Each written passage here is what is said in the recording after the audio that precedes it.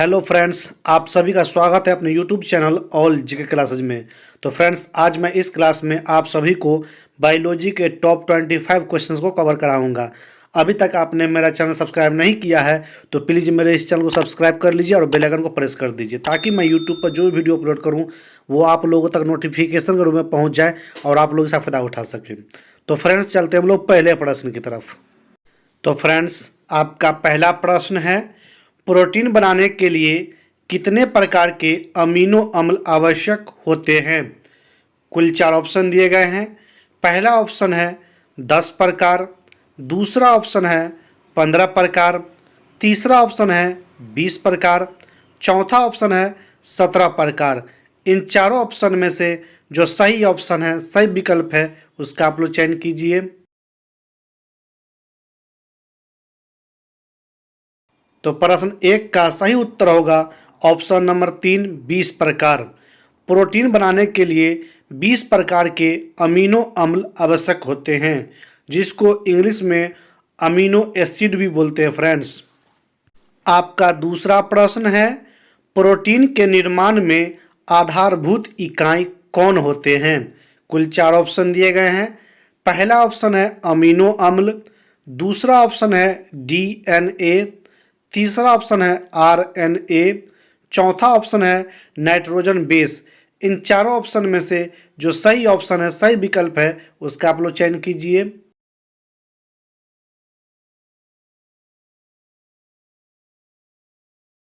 तो प्रश्न 2 का सही उत्तर होगा ऑप्शन नंबर 1, अमीनो अम्ल। प्रोटीन के निर्माण में आधारभूत इकाई जो है अमीनो अम्ल है, यानी बेसिक जो यूनिट होता है फ्रेंड्स, अमीनो एसिड को ही कहते हैं। आपका तीसरा प्रश्न है, मानव शरीर के ऊतकों की वृद्धि, विकास और सुधार के लिए क्या महत्वपूर्ण है? कुल 4 ऑप्शन दिए गए हैं। पहला ऑप्शन है वसा, दूसरा ऑप्शन है विटामिन, तीसरा ऑप्शन है प्रोटीन, चौथा ऑप्शन है कार्बोहाइड्रेट। इन चारों ऑप्शन में से जो सही ऑप्शन है, सही विकल्प है, उसका आप लोग चयन कीजिए।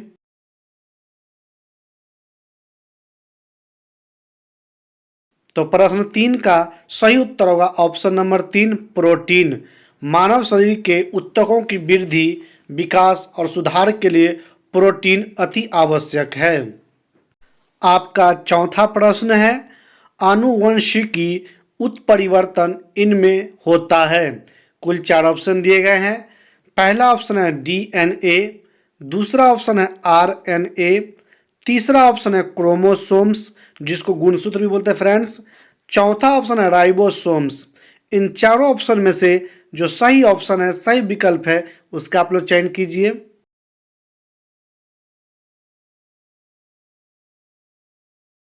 तो प्रश्न 4 का सही उत्तर होगा ऑप्शन नंबर 3, क्रोमोसोम्स, जिसको गुणसूत्र भी बोलते हैं। अनुवांशिकी उत्परिवर्तन के लिए क्रोमोसोम यानी गुणसूत्र ही जिम्मेदार है। आपका पांचवा प्रश्न है, जीवधारियों की एक पीढ़ी से दूसरी पीढ़ी में विभिन्न लक्षणों के प्रेषण या संचरण को क्या कहते हैं? कुल 4 ऑप्शन दिए गए हैं। पहला ऑप्शन है डीएनए, दूसरा ऑप्शन है कुपोषण, तीसरा ऑप्शन है अनुवांशिकता, चौथा ऑप्शन है राइबोसोम्स। इन चारों ऑप्शन में से जो सही ऑप्शन है, सही विकल्प है, उसका आप लोग चयन कीजिए।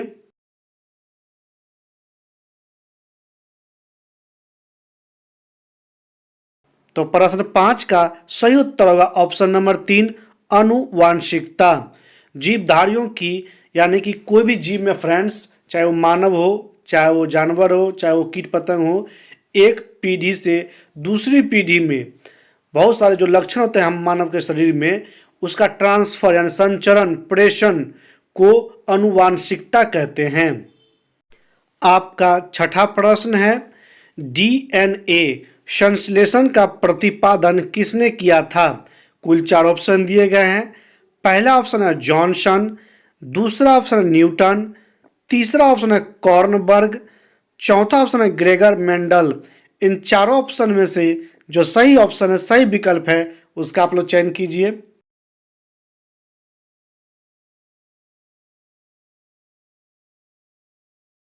तो प्रश्न 6 का सही उत्तर होगा option number 3 Kornberg. Friends, DNA संश्लेषण का प्रतिपादन कॉर्नबर्ग नामक वैज्ञानिक ने किया था। ये चारों ऑप्शन वैज्ञानिक के नाम है फ्रेंड्स। कॉर्नबर्ग साहब जो थे, डीएनए संश्लेषण का प्रतिपादन उन्होंने ही किया था। आपका 7वां प्रश्न है, निम्नलिखित में से कौन सा एंजाइम प्रोटीन के पाचन में सहायक होता है? कुल 4 ऑप्शन दिए गए हैं। पहला ऑप्शन है पेप्सिन, दूसरा ऑप्शन है केराटिन, तीसरा ऑप्शन है प्रोजेस्टेरोन, चौथा ऑप्शन है स्टार्च। इन चारों ऑप्शन में से जो सही ऑप्शन है, सही विकल्प है, उसका आप लोग चयन कीजिए।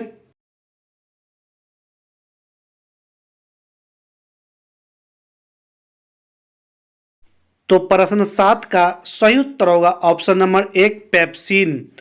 पेप्सिन एंजाइम प्रोटीन के पाचन में यानी पचने में सहायता करता है, हेल्प करता है, सहायक होता है। आपका 8वां प्रश्न है, वह कौन सा हार्मोन है जो मादा जनन ग्रंथि अंडाशय से संबंधित है? कुल 4 ऑप्शन दिए गए हैं।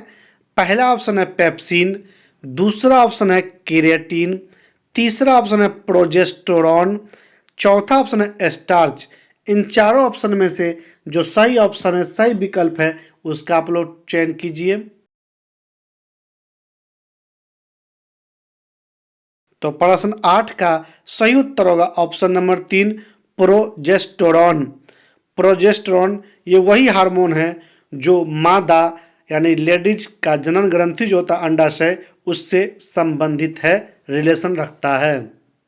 आपका 9वां प्रश्न है, त्वचा, बालों तथा नाखूनों में पाए जाने वाला प्रोटीन कौन सा है?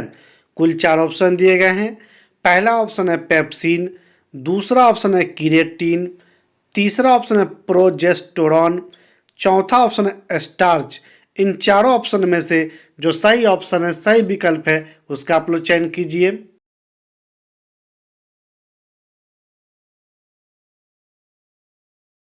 तो प्रश्न 9 का सही उत्तर होगा ऑप्शन नंबर 2 केराटिन।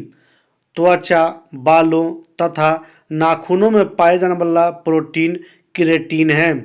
केराटिन ये वही प्रोटीन है फ्रेंड्स, ये एक प्रोटीन है जो आपके त्वचा को और बालों को, नाखूनों को सही सलामत रखता है, यानी उसमें नमी रखता है, उसको सुंदरता बढ़ाने में, बालों को स्ट्रॉन्ग करने में और नाखून को सुंदरता में, त्वचा में निखार लाने के लिए केराटिन नामक जो प्रोटीन है उसका इस्तेमाल किया जाता है मेडिसिन के रूप में। चाहे आपको बहुत सारे अन्य पोषक तत्व है, खाने वाला सामान है, उसमें मिल जाता है आप लोगों को। आपका 10वां प्रश्न है, मानव शरीर में क्रोमोसोम्स यानी गुणसूत्र की संख्या कितनी होती है? कुल 4 ऑप्शन दिए गए हैं। पहला ऑप्शन है 48, दूसरा ऑप्शन है 50, तीसरा ऑप्शन है 23, चौथा ऑप्शन है 46। इन चारों ऑप्शन में से जो सही ऑप्शन है, सही विकल्प है, उसका आप लोग चयन कीजिए।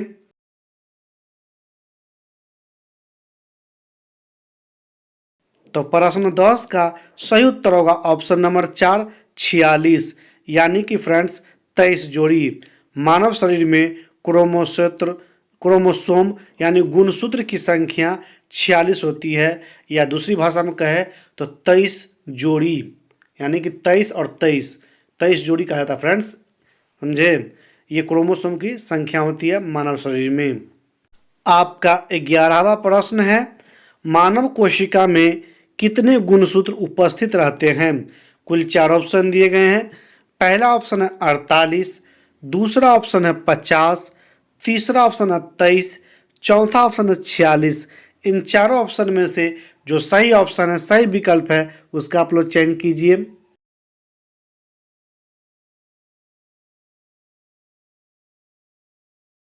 तो प्रश्न 11 का सही उत्तर होगा ऑप्शन नंबर 4 46।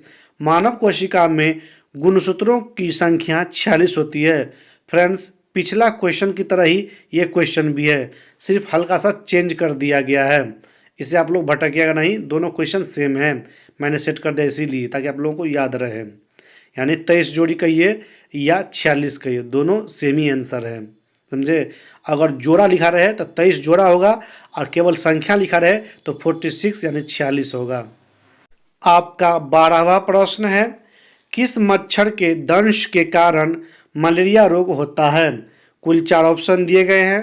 पहला ऑप्शन है नर एनाफिलीज, दूसरा ऑप्शन है मादा एनाफिलीज, तीसरा ऑप्शन है नर और मादा दोनों एनाफिलीज, चौथा ऑप्शन है क्विलेक्स नामक मच्छर। इन चारों ऑप्शन में से जो सही ऑप्शन है, सही विकल्प है, उसका आप लोग चयन कीजिए।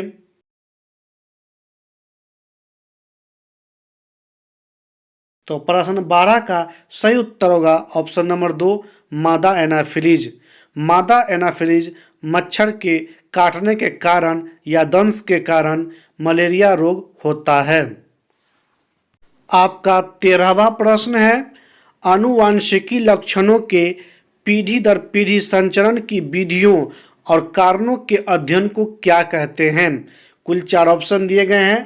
पहला ऑप्शन है आनुवांशिकी जेनेटिक्स, दूसरा ऑप्शन है हार्मोन का स्त्रवण, तीसरा ऑप्शन है जीन समुदाय, चौथा ऑप्शन है ट्रांसजेनिक डिजीज। इन चारों ऑप्शन में से जो सही ऑप्शन है, सही विकल्प है, उसका आप लोग चयन कीजिए।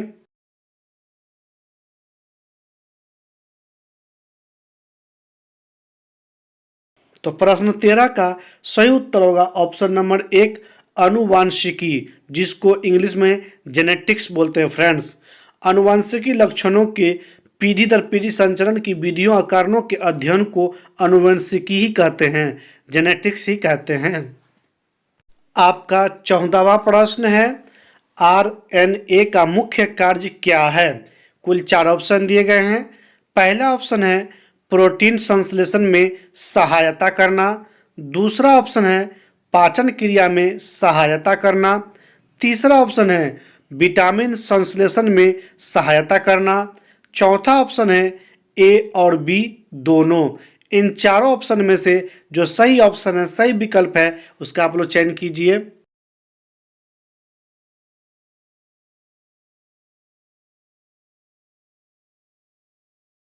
तो प्रश्न 14 का सही उत्तर होगा ऑप्शन नंबर 1, प्रोटीन संश्लेषण में सहायता करना। आरएनए का मुख्य कार्य यही है कि वो प्रोटीन संश्लेषण में सहायता करता है। फ्रेंड्स, चौथा नंबर ऑप्शन में जो हम ए और बी जो लिखे हैं दोनों, ये आपका ए का मतलब ऑप्शन नंबर 1 और बी का मतलब ऑप्शन नंबर 2, यानी 1 और 2 दोनों, लेकिन इसमें दोनों नहीं होगा, केवल ऑप्शन नंबर 1 ही आंसर सही है। आपका 15वां प्रश्न है, मानव कोशिका के अंदर संदेश वाहक का कार्य कौन करता है? कुल 4 ऑप्शन दिए गए हैं। पहला ऑप्शन है डीएनए, दूसरा ऑप्शन है आरएनए, तीसरा ऑप्शन है राइबोसोम, चौथा ऑप्शन है लाइसोसोम। इन चारों ऑप्शन में से जो सही ऑप्शन है, सही विकल्प है, उसका आप लोग चयन कीजिए।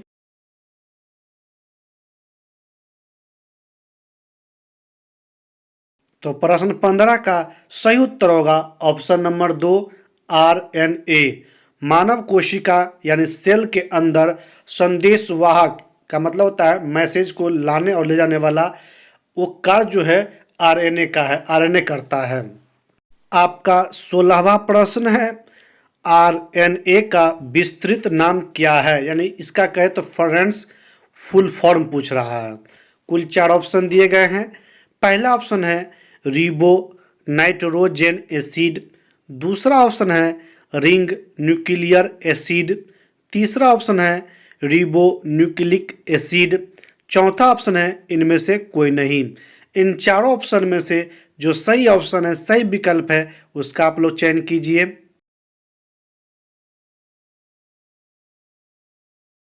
तो प्रश्न 16 का सही उत्तर होगा option number 3, ribonucleic acid. RNA का फुल फॉर्म है R for ribo, N for nucleic, A for acid. ये इसका फुल फॉर्म है, यानी आरएनए का विस्तृत नाम है।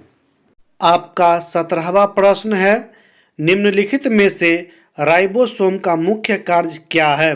कुल 4 ऑप्शन दिए गए हैं।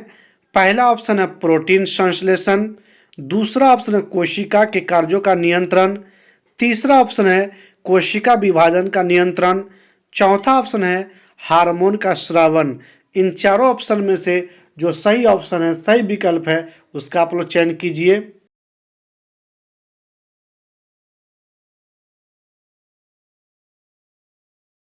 तो प्रश्न 17 का सही उत्तर होगा ऑप्शन नंबर 1 प्रोटीन संश्लेषण।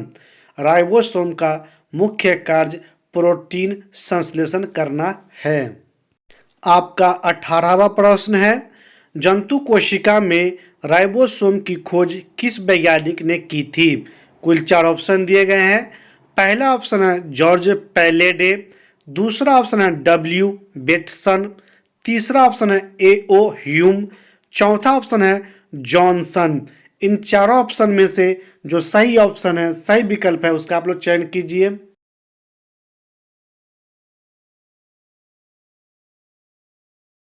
तो प्रश्न 18 का सही उत्तर होगा ऑप्शन नंबर 1 जॉर्ज पैलेडे। जंतु कोशिका में यानी सेल में राइबोसोम की खोज जॉर्ज पैलेडे नामक वैज्ञानिक ने की थी। आपका 19वां प्रश्न है, आत्महत्या की थैली किसे कहा जाता है? कुल 4 ऑप्शन दिए गए हैं। पहला ऑप्शन है गोल्जी बॉडी को, दूसरा ऑप्शन है माइटोकॉन्ड्रिया को, तीसरा ऑप्शन है लाइसोसोम को, चौथा ऑप्शन है क्रोमोसोम को। इन चारों ऑप्शन में से जो सही ऑप्शन है, सही विकल्प है, उसका आप लोग चयन कीजिए।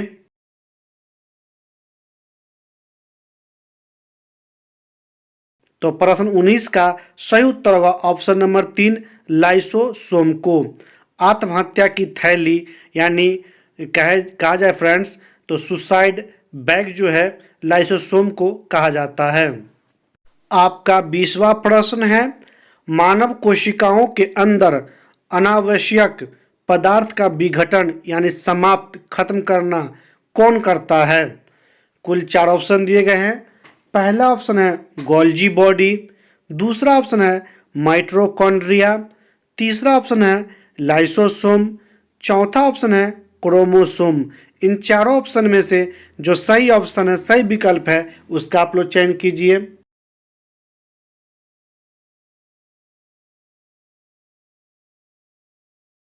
तो प्रश्न 20 का सही उत्तर होगा ऑप्शन नंबर 3 लाइसोसोम।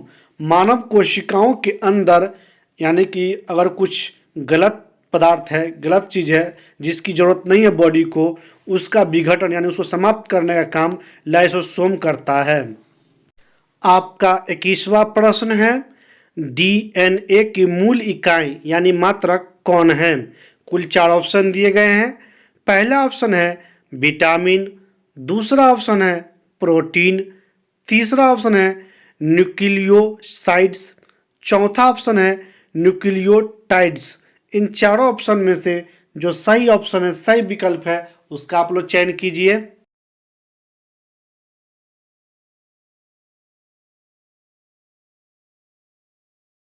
तो प्रश्न 21 का सही उत्तर होगा ऑप्शन नंबर 4 न्यूक्लियोटाइड्स। साइड्स नहीं होगा फ्रेंड, न्यूक्लियोटाइड्स होगा। डीएनए की जो मूल इकाई है, मेन यूनिट जो है फ्रेंड, न्यूक्लियोटाइड्स है। आपका 22वां प्रश्न है, ए बी ओ रक्त समूह यानी ब्लड ग्रुप की खोज किस वैज्ञानिक ने किया था? कुल 4 ऑप्शन दिए गए हैं। पहला ऑप्शन है लैंड स्टीनर, दूसरा ऑप्शन है जैकब और मोनोड, तीसरा ऑप्शन है बोटसन और क्रिक, चौथा ऑप्शन है थॉमसन। इन चारों ऑप्शन में से जो सही ऑप्शन है, सही विकल्प है, उसका आप लोग चयन कीजिए।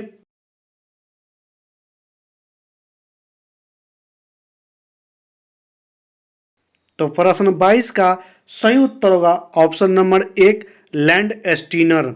लैंड स्टीनर नामक वैज्ञानिक ने जो ब्लड ग्रुप ए है, बी है और ओ है, इन तीनों ब्लड ग्रुप की खोज किया था।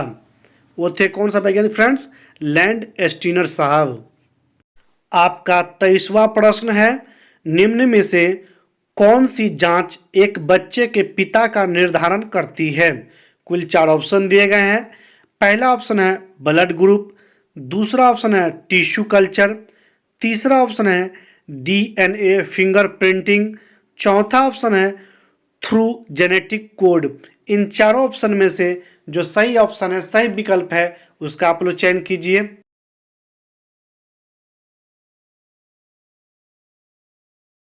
तो प्रश्न 23 का सही उत्तर होगा ऑप्शन नंबर 3, डीएनए फिंगरप्रिंटिंग।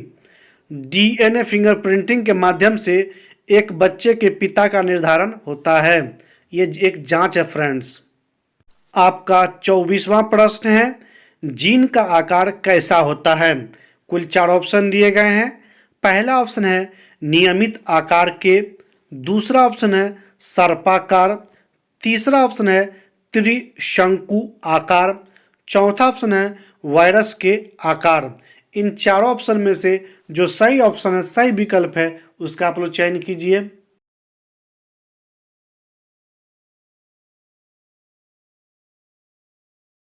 तो प्रश्न 24 का सही उत्तर होगा ऑप्शन नंबर 2, सर्पाकार।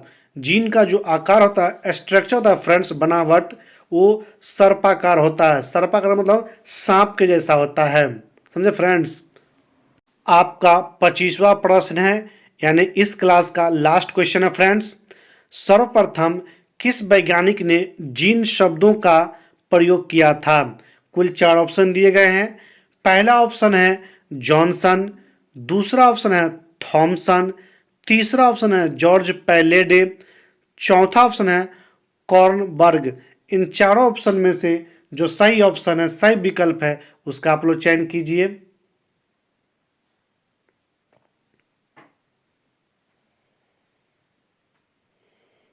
तो प्रश्न 25 का सही उत्तर होगा ऑप्शन नंबर 1, जॉनसन। सर्वप्रथम यानी सबसे पहले जॉनसन नामक वैज्ञानिक ने जीन शब्दों का प्रयोग किया था, यानी यूज किया था। तो फ्रेंड्स, ये मेरा लास्ट क्वेश्चन था। अब हम लोग चलते हैं अगले क्लास में, यानी नेक्स्ट क्लास में। तब तक के लिए आप लोगों का दिन शुभ मंगलमय हो। जय हिंद।